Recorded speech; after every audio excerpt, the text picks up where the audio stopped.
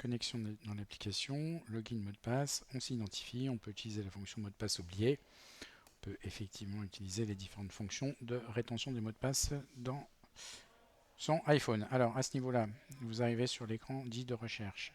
Écran de recherche, vous allez trouver les filtres. Vous allez pouvoir avoir des filtres par ville, par quartier, à vendre, à louer, etc. Tout type de filtres disponibles à ce niveau-là, avec des fonctionnalités multi-critères. Donc lorsque l'on recherche, on arrive en mode carte. Donc le mode carte, effectivement, on peut zoomer, dézoomer. Et quand on a un niveau de zoom suffisant, on a les pastilles qui deviennent cliquables. Et lorsqu'on clique, on peut les défiler gauche-droite, gauche-droite. Le principe aussi de l'application, c'est-à-dire qu'on va pouvoir faire des recherches cartographiques. Donc si je rabaisse ce mode-là, je vais pouvoir définir une zone ici, comme ça. Je dis voilà, je cherche dans cette zone-là. J'applique ces critères et je vois ce qu'il y a dedans. Donc j'ai toujours trois modes d'affichage, le mode carte, le mode liste et le mode statistique. Donc le mode statistique présente une petite synthèse des informations, le mode liste, comme son nom l'indique, et le mode carte qui est ici celui qui est présenté. Alors le principe de l'application fait que on va pouvoir voir les fiches, mais uniquement des raccourcis des fiches. Lorsque je clique sur la fiche, si je n'ai pas de collaboration avec cette personne, c'est-à-dire qu'elle n'a pas accepté de travailler avec moi, je ne peux pas voir sa fiche.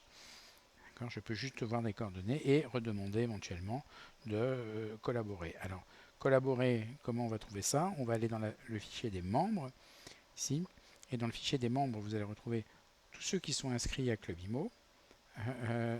Et ici, vous allez trouver tous ceux pour lesquels vous avez soit demandé des collaborations, accepté, ou avec des collaborations en attente. Et tant que la collaboration n'est pas valide, vous ne pouvez pas travailler avec.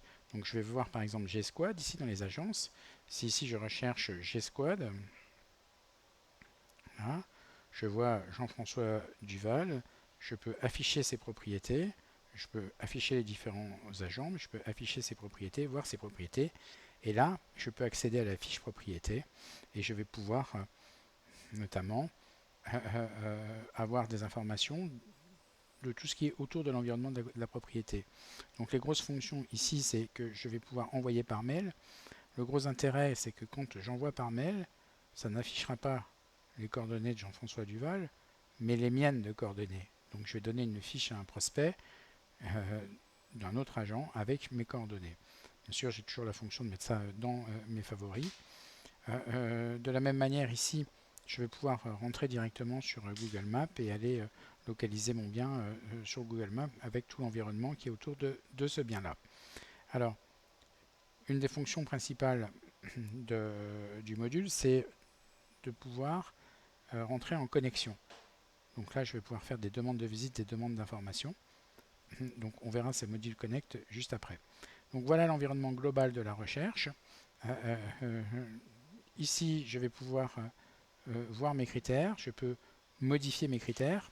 Et lorsque je clique sur un critère, je rentre sur les filtres.